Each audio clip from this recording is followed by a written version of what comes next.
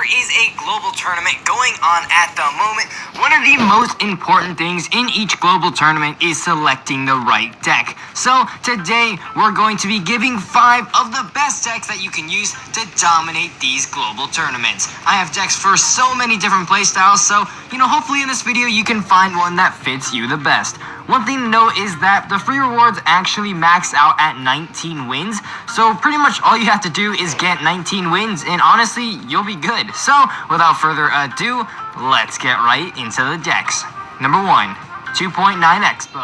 Oh man, the good old 2.9 back and better than ever. That is, if you're skilled enough. Now this deck is probably one of the higher skill cap decks that I will be featuring on this list. Obviously with all, the barb HUDs and tanks running around, almost any matchup has at least one soft counter to the Expo.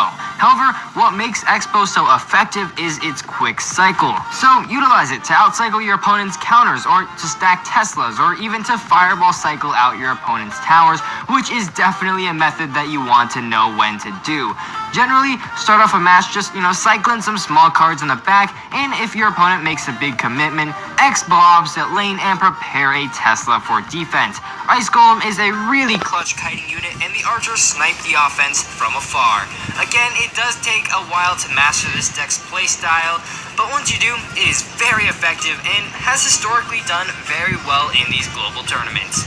Number 2, Balloon Freeze. Balloon Freeze is one of the most popular decks at the moment, and that's why it's so effective.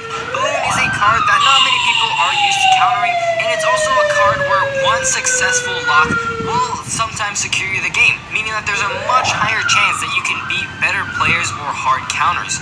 For this variant, you want to play very defensively at first, with cards such as Bowler and the Double Dragons covering pretty much everything. Then, when your opponent's air counters are out of cycle, attack. Or, alternatively, you can just freeze the air counters too. This deck is one of the lower skill cap decks in this episode, so I'm sure many of you could easily pick this up, learn it, and obviously do quite well in the global tournament. Number 3, 3 Musketeers. This is a deck with so many variants, and they're all very effective, but the one I'm showcasing in this episode is that bandit deck with the pump.